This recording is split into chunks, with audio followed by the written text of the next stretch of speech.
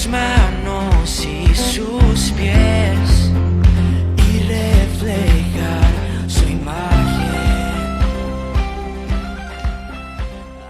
Su misericordia, Dios se deleita en la misericordia. Es bueno saber que Él, cuando nos mira y ve nuestra condición, se deleita en la misericordia. No es un Dios de juicio en el que quiere imponer cargas y quiere castigarnos, ¿no? La misericordia triunfa sobre el juicio. Dios es un Dios de misericordia y Él quiere extender su misericordia en favor nuestro, para que nosotros podamos recorrer el camino a su lado, entendiendo que somos totalmente dependientes de Dios. Totalmente dependientes de Dios. No es que somos un poco independientes, no, somos totalmente dependientes. Y tenemos que impregnar en nuestra vida esa realidad, ¿no?, de que Él es el que realmente, si algo va a hacer, lo va a hacer Él, no lo va a hacer el vecino, no lo va a hacer el pastor, no lo va a hacer un ministro, un profeta, lo va a hacer Él. Pero claro, nosotros podemos ayudarnos y podemos llevar las cargas los unos de los otros. Como dice en Gálatas, podemos orar los unos por los otros, pero es Él el que va a hacer la obra en ti. Es Él. Y por eso nos tenemos que someter a Él. A veces esperamos de los hombres, esperamos de los ministerios, esperamos de alguien que nos traiga una palabra profética. La palabra profética está bien, pero no es la que nos va a cambiar. Es su presencia, es tu obediencia y tu fe a Él la que va a desatar su poder. Y necesitamos entender eso, ¿no? No dependemos más que de Él. Vana es la ayuda del hombre. Si Dios no obra, vana es la ayuda del hombre. Es vana. Algo podemos ayudarnos, pero en lo más intrínseco de nuestro corazón, en lo más profundo de nuestra alma, es Él, su presencia, la que va a hacer aquello que necesitamos, ¿no?, que haga. Entonces esta historia nos habla de la misericordia, de la compasión de Jesús, de su poder, de su gracia constante. Si vemos algo en Jesús es que Él recorría, ¿no?, predicando el Evangelio y sanando toda enfermedad, toda dolencia, y predicando y dando testimonio del Evangelio para salvación. Lo más importante para Jesús no era que solamente las personas recibirían sanidad, sino que recibirían salvación. Porque si uno recibe sanidad y recibe respuestas, pero luego tú te olvidas de qué ha hecho Dios contigo, pues pierdes tu salvación. La salvación es lo más importante, ¿no?, que podemos tener. Es un tesoro. Y la Biblia dice que tenemos que cuidar nuestra salvación, guardarla. Tenemos que velar por nuestra salvación, porque hay muchos enemigos. Y tengo que velar para mantenerme despierto y seguir confiando en Él, ¿no? Entonces, en Marcos capítulo 5, versículo 21, pues vemos la historia y vamos a leerla y luego vamos a hablar algo, ¿no?, en algún detalle, que dice que 5:21 de Marcos: pasando otra vez Jesús en una barca a la otra orilla, se reunió alrededor de una gran multitud, y él estaba junto al mar, y vino uno de los principales de la sinagoga, llamado Jairo, y luego que le vio se postró a sus pies, y le rogaba mucho, diciendo: mi hija está agonizando, ven y pon tus manos sobre ella para que sea salva y vivirá. Fue pues con él y le seguía una gran multitud y la apretaban, pero una mujer que desde hacía 12 años padecía flujo de sangre y había sufrido mucho de muchos médicos y gastado todo lo que tenía, y nada había aprovechado, antes le iba peor. Antes le iba peor. Cuando oyó hablar de Jesús, vino por detrás, entre la multitud, y tocó su manto porque decía, si tocare tan solamente su manto seré salva. Y enseguida la fuente de su sangre se secó y sintió en el cuerpo que estaba sana de aquel azote. Luego Jesús, conociendo en sí mismo el poder que había salido de él, volviéndose a la multitud, dijo, ¿quién ha tocado mis vestidos? Sus discípulos le dijeron, ¿ves que la multitud te aprieta y dices, ¿quién me ha tocado? Pero él mirando alrededor para ver quién había hecho esto. Entonces la mujer, temiendo y temblando, sabiendo lo que en ella había sido hecho, vino y se postró delante de él y le dijo toda la verdad. Y él le dijo, hija, tu fe te ha hecho salva, ve en paz y queda sana de tu azote. Mientras él aún hablaba, vinieron de casa del principal de la sinagoga, diciendo, tu hija ha muerto, ¿para qué molestas más al maestro? Pero Jesús, luego que oyó lo que se decía, dijo al principal de la sinagoga, no temas, cree solamente, y no permitió que le siguiese nadie, sino Pedro, Jacobo y Juan, su hermano de Jacobo. Y vino a casa del principal de la sinagoga y vio el alboroto y a los que lloraban y lamentaban mucho. Y entrando les dijo, ¿por qué alborotáis y lloráis? La niña no está muerta, sino duerme. Y se burlaban de él, mas él, echando fuera a todos, tomó al padre y a la madre de la niña y a los que estaban con él, y entró donde estaba la niña. Y tomando la mano de la niña le dijo, Talita Kumi, que traducido es, niña, a ti te digo, levántate. Y luego la niña se levantó y andaba, pues tenía 12 años, y se espantaron grandemente. Pero él les mandó mucho que a nadie lo supiesen, y dijo que se le diese de comer. Bueno, nos vamos a centrar solamente en Jairo. En otro momento podemos hablar de la mujer que tocó el manto. Pero si vemos las características de Jairo, que era principal de la sinagoga, significa que tenía un estatus social alto, era una persona reconocida y además era un responsable del culto religioso y hombre pues muy conocido, ¿no? Pertenecía a esa clase de religión, como los fariseos, que rechazaban a Jesús. Así que en este contexto de grandeza, de popularidad, de economía, de fama, de reconocimiento, de repente viene un terremoto a su vida. Esto nos habla de que nada es seguro aunque tú estés bien. Nada es seguro.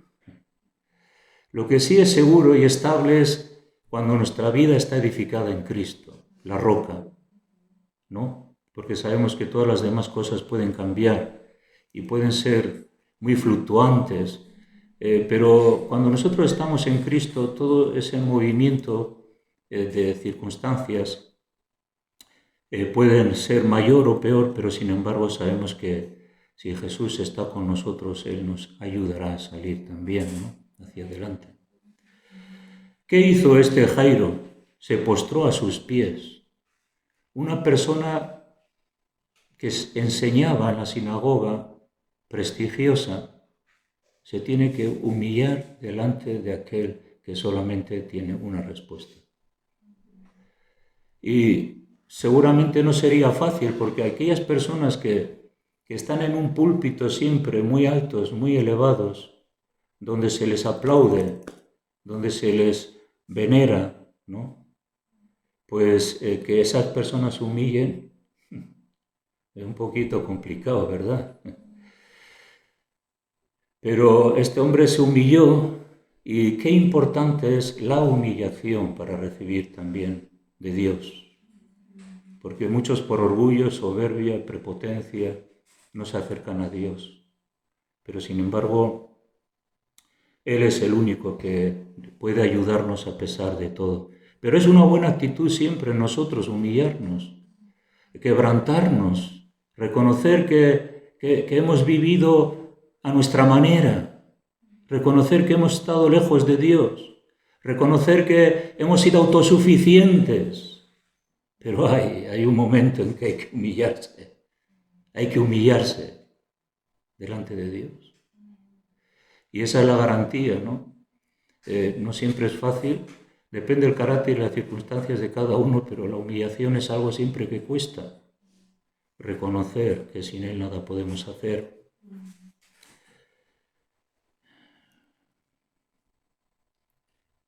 Dice que le rogaba mucho. Nosotros a veces nos conformamos con una oración. A mí me habla esto de que, Señor, tú ves mi necesidad y dentro de 2 semanas te vuelvo a decir cuál es mi necesidad. Pero le rogaba mucho. Significa que había intención, interés, deseo ardiente en su corazón de una respuesta. Nosotros necesitamos tener también interés. Necesitamos ser prontos para venir al Señor y pelear esa batalla, la batalla de rogar y clamar a Dios, esperando que solamente Él es el único que nos puede ayudar. También tenía fe, y esto es algo importante, porque Jesús siempre que se acercaba a las personas buscaba fe. Y la fe es algo que Dios espera de los hombres. Es un don, pero nosotros podemos desarrollar fe también y pedir a Dios, ¿no? Y es algo que se conjuga con mi anhelo y deseo y Dios imparte también en nosotros esa confianza, ¿no? Fe. Pon tus manos y vivirá. Señor, si tú pones las manos sobre mi hija, vivirá. Qué importante esa fe en Dios, ¿no? Hay algo interesante porque este Jairo vemos que estuvo esperando por las características del milagro también mientras iban de camino, ¿no?, a su casa, ¿no? Y contempló el milagro de esta mujer, ¿no?, de flujo de sangre, ¿no?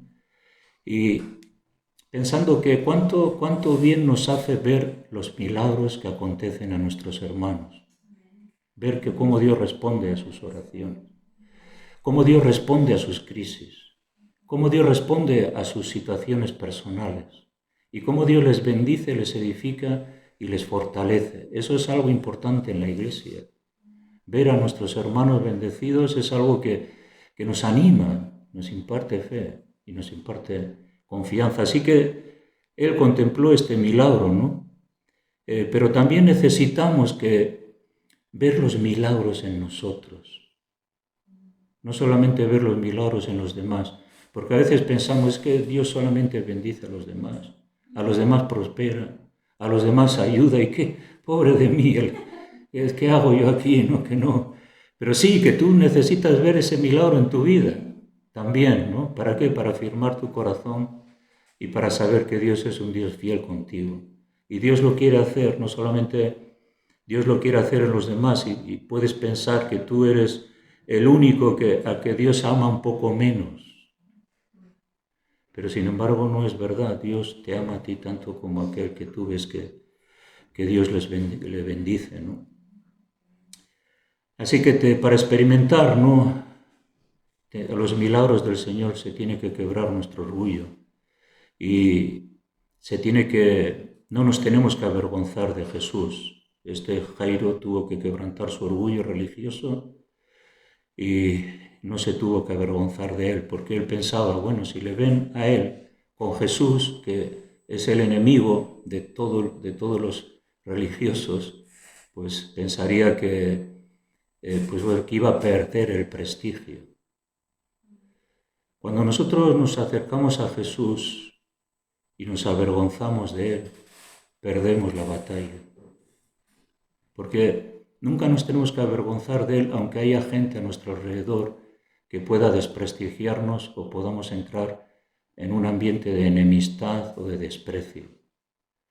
Y ese orgullo que hay en nosotros se tiene que quebrar también, no nos tenemos que avergonzar de Él. Y que en los días más difíciles o más negros de nuestra vida podemos también confiar en Él, sabiendo que Él lo puede hacer. Amén.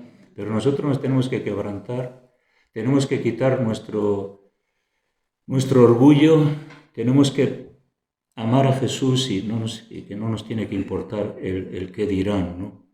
Y así vamos recorriendo el camino para recibir también lo que Dios quiere darnos, ¿no?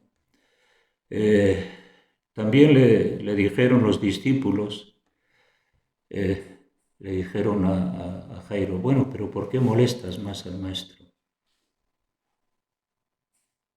¿Por qué molestas más al maestro? A veces hay voces en la iglesia negativas. Las voces negativas no las necesitamos. En la iglesia necesitamos fe. No presunción, porque también puede haber presunción, es que yo tengo fe y yo igual no la tienes, ¿no? Hay mucha presunción. La presunción no es fe. La fe que viene de Dios es una fe que depende realmente de Él, no de lo que creo que yo tengo y no lo tengo. Eso es presunción. Entonces Dios, vemos aquí que, bueno, ¿por qué molestas más al maestro si tu hija ya ha muerto? ¿Por qué molestas más al maestro? ¿Por qué sigues orando, hermano, si ya todo ha sido perdido? Deja de orar, ¿no? O deja de esperar. Hay a veces momentos coyunturales en que pensamos que no podemos seguir hacia adelante porque parece que toda esperanza se ha acabado.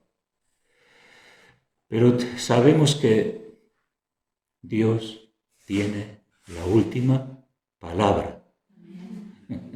Él tiene la última palabra, aunque haya voces negativas a nuestro alrededor, ¿no?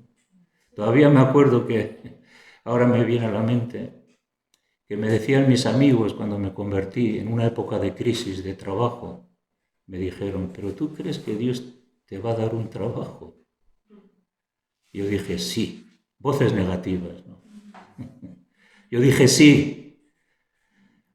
Me probó, pero al final vino. Entonces,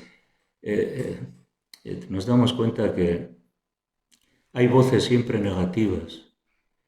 Un día, me acuerdo, íbamos a evangelizar, teníamos una campaña de evangelismo, ¿no? Y empezó un poco a llover y algunos eran, uy, hoy ya no podremos salir. Yo dije, sí, vamos a salir. Porque hemos preparado todo y vamos a salir. Fe. Vamos a creer que Dios puede parar la lluvia y hay que predicar el Evangelio, ¿no? Claro, lo más cómodo es decir, bueno, pues ya no hacemos nada, vamos a merendar juntos. Pues no, hay que trabajar con fe, hay que seguir con fe, con esperanza, con propósito en la vida. Y sabemos que las cosas imposibles que se tornan o aquellas cosas que parece que ya no hay retorno, no pueden cambiar, pueden cambiar. Mientras hay vida y esperanza y sobre todo si Dios está con nosotros, ¿quién contra nosotros? Él es el que puede. Entonces, los pensamientos de Dios son más altos que nuestros pensamientos. Así que los discípulos pensaban, bueno, Jairo, déjale porque ya, pero Dios piensa mucho más alto. Y por eso que a veces no le entendemos a Dios, porque el plan de Dios es mucho más alto. Jesús no llegó tarde, llegó en un momento oportuno. ¿Acaso pensamos que Dios va a llegar tarde a nuestra vida? No.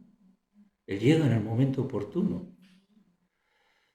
También para que veamos su gloria, ¿no? Y veamos que Dios no tiene límites y que nosotros nada podemos sin Él. Yo creo que a veces Dios nos lleva a momentos en los que nos quiere demostrar y ayudar a desarrollar fe y confianza, porque sabemos que en esos momentos nada podemos sin Él. Ahora, si no llegarían esos momentos, viviríamos una vida muy superficial, dependiendo de nosotros mismos, dependiendo de nuestros recursos, dependiendo de mis fuerzas, dependiendo de mi vecino, dependiendo de alguien que me ayude, dependiendo. Pero hay momentos en que, como sabía Jairo, nadie le podía ayudar. Ahora, si estamos en ese momento, si tú estás en ese momento en que sabes que nadie te puede ayudar, estás en el mejor momento. Amén. Estamos en el mejor momento cuando sabemos que nadie me puede ayudar. ¿Por qué? Porque es entonces cuando miramos hacia arriba y podemos decir, Señor, esto solamente depende de ti. Y es lo que el Señor a veces nos lleva en ese sentido. Algo importante que le dice Jesús a Jairo. Dice, no temas. ¿Cuánto a veces entra el temor en nuestras vidas derivado de esas circunstancias? Pero qué palabra más poderosa para Jairo. Jairo, no temas. Uy, si Jesús te dice no temas, y hay bonanza, y hay paz, y hay descanso, ¿no? Porque te lo dice aquel que sabe que la pena que tú tienes no es nada para él, la puede disipar. Jairo, no temas, cree solamente. Es importante que nosotros tengamos fe en Dios y que esa fe, entender que nos va a llevar a aquel en el que hemos puesto la confianza y Él es el que nos va a sostener. Así que vemos que, Jairo siguió creyendo, aunque le había dicho los discípulos que déjalo en paz ya, siguió creyendo en esa voz de Jesús. No temas, cree. Hay trayectos en nuestra vida donde sabemos que podemos descansar nuestros temores y podemos seguir creyendo. Pueden ser tramos más o menos cortos. A veces eso de no temer y creer puede traer una respuesta cercana. Pero el temer y creer pueden ser tiempos de lucha, de dificultades y de prueba también. Cuando Jesús nos habla y nos dice, cree solamente, tenemos que recorrer el camino de la fe. Y el camino de la fe es algo que lo vemos en la palabra de Dios, que no es que ayer creí y ya está todo hecho. No, hay que seguir creyendo, hay que seguir esperando en Él, ¿no? Así que el Señor nos libra del temor por medio de la fe. Y aunque tengamos pérdidas, como la de Jairo, o tengamos enfermedad, como la mujer que tocó el manto de Jesús, sin embargo, nuestra fe es algo muy vital, no perderla. Esta mujer, Jesús le dijo que tu fe te ha sanado, te ha salvado. Fijaros qué importante es no perder la fe. La fe es mucho más preciosa que el oro, dice Pedro, y el cual es como perecedero, se prueba con fuego. ¿Cuánto no más vuestra fe, que es más preciosa que el oro? Así que nuestra fe es probada y tenemos que seguir creyendo a pesar de todas diferentes situaciones que nos puedan hacer tambalear, ¿no?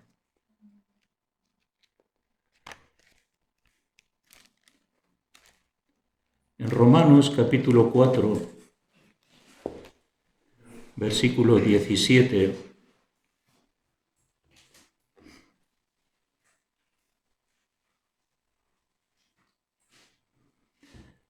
dice, este es uno de los versículos que más ha trascendido en mi vida, puesto que hace años, en momentos de mucha dificultad, momentos de crisis, momentos de lucha, momentos de soledad, momentos de desierto, no solamente momentos, años de desierto. Y entonces esta es una palabra que Dios trajo a mi vida y que me sostuvo. Entonces nuestra fe, como la de Moisés, que se sostuvo como viendo al invisible. Nuestra fe es la que nos sostiene. Todo se derrumba a nuestro alrededor, pero nuestra fe sigue manteniéndose viva, ¿no?, en Él. Entonces le dice a Abraham, como está escrito, te he puesto por padre de muchas gentes, delante de Dios a quien creyó, el cual da vida a los muertos y llama las cosas que no son como si fuesen. Cuán lejos a veces estamos de la perspectiva de Dios. Él creyó en esperanza contra toda esperanza, Abraham, para llegar a ser padre de muchas gentes, conforme a lo que se le había dicho, así será tu descendencia. Contra toda esperanza Abraham creyó, por eso es el padre de la fe, ¿no? A veces en nuestra vida contra toda esperanza, hay una esperanza que viene de la fe. Y así Abraham, en medio de esa crisis en las que Dios le había prometido un hijo y pasaron 25 años y no venía y las promesas no se cumplían, él siguió creyendo. Y dice el versículo 19, y no se debilitó en la fe al considerar su cuerpo que estaba ya como muerto, siendo de casi 100 años. No solamente su cuerpo, sino la esterilidad de la matriz de Sara.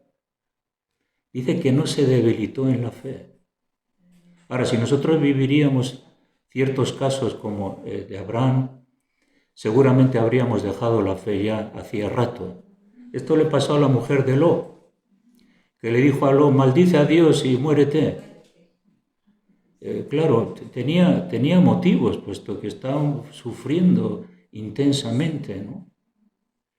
Pero gloria a Dios que Job se mantuvo. Seguramente que nosotros no vamos a sufrir más que Job. Ahora, ¿qué estamos sufriendo? ¿Qué estás sufriendo? No te debilites en la fe. Cree en aquel que te puede sostener y que tiene una respuesta al final también para ti. Tampoco dudó, o sea que mantuvo, dice, tampoco dudó por incredulidad de la promesa de Dios, sino que se fortaleció en fe, dando gloria a Dios, plenamente convencido de que era también poderoso para hacer todo lo que él había prometido. Claro, este carácter de Abraham es un carácter que desarrolló en la prueba y en la dificultad. No fue una lucha de una semana, fue una lucha de 25 años sostenida en las promesas de Dios. Entonces, hermanos, nosotros necesitamos una fe que persevera, porque sabemos que al final Dios cumple sus promesas también en nuestra vida. Así que una de las cosas que el Señor me reveló aquí hace muchos años es que Él se fortaleció dando gloria a Dios.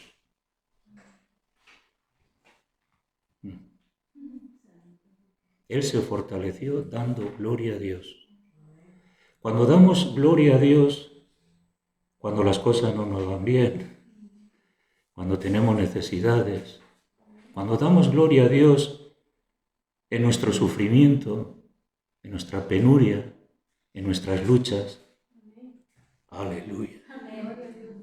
Cuando damos gloria a Dios, ahí estamos peleando la batalla, siguiendo, creyendo y confiando. Esta es una lección que todos tenemos que pasar en algún momento de nuestra vida, ¿no? Así que el Señor es aquel que nos alienta y nos anima a seguir creyendo. No temas, no temamos, hermanos, vamos a seguir creyendo y confiando. Al final, los problemas y circunstancias en nuestra vida no es lo importante. Tenemos que tener esa mentalidad, ¿no? Que damos tantas cosas importancia que bloquean nuestra mente. Lo que es importante es estar agarrados del Señor. Lo demás Él lo puede cambiar.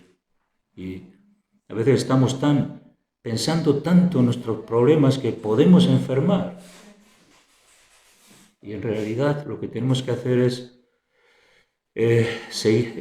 dar gloria a Dios y seguir hacia adelante, ¿no? Creyendo y confiando en Él.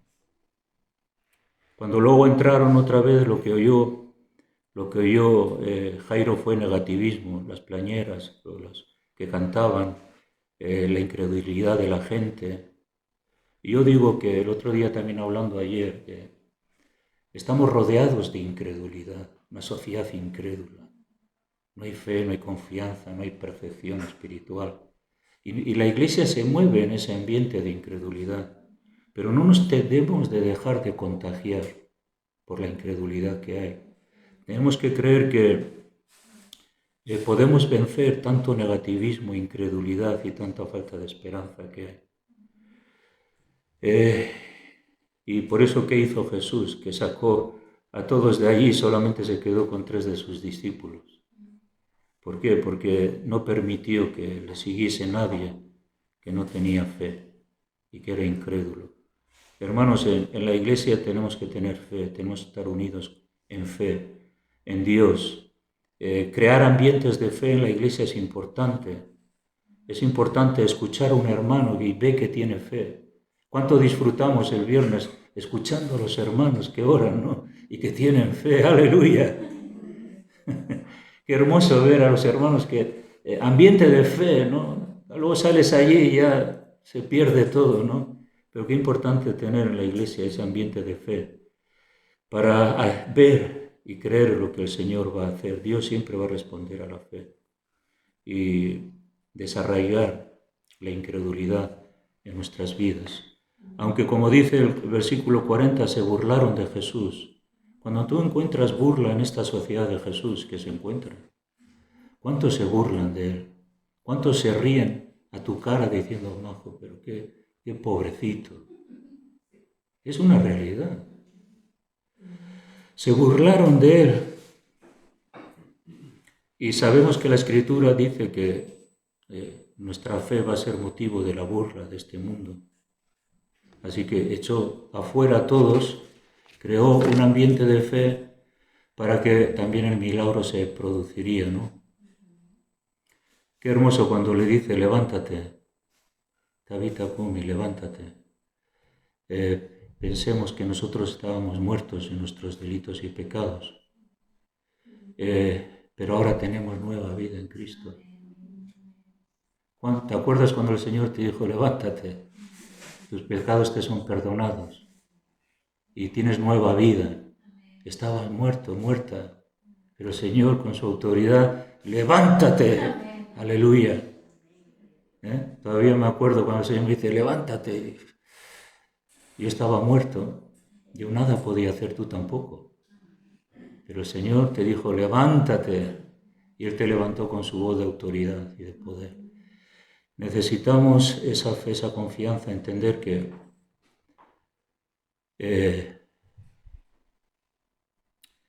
nosotros también como esta niña que se puso a caminar y que hemos pasado de muerte a vida, que es lo más hermoso que hemos experimentado, que valorar esa vida que el Señor nos ha dado, porque a veces pensamos que es más importante las demás cosas. No hay nada tan importante que yo tengo nueva vida en Cristo y tengo que alimentar las demás cosas. Puedo tener hoy y mañana no tener. Puedo estar sano hoy y mañana podré estar enfermo, pero lo que no cambia es esa nueva vida en Cristo. Este detalle de que Jesús le dijo que se le diera de comer, fijaros qué detallista Jesús, ¿no? Y le dijo, ahora esta niña necesita comer, ha estado sin comer mucho tiempo. Qué detalle, ¿eh? El Señor tiene todos los detalles en nuestra vida. Él se preocupa de lo más minucioso, más pequeñito, porque Él nos ama. Y le dice, dale de comer. Desde luego, si esa enfermedad larga le debilitaría, ¿no? Pero también nos habla de que nosotros tenemos que tener hambre de Dios.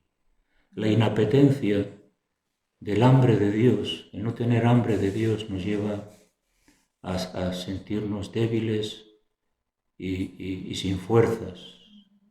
Cuando uno ayuna te das cuenta de que no tienes fuerzas, se debilita tu cuerpo. Pero cuando tú no tienes hambre de Dios, también se debilita tu espíritu y tu alma. Y te entra todo tipo de enfermedades espirituales.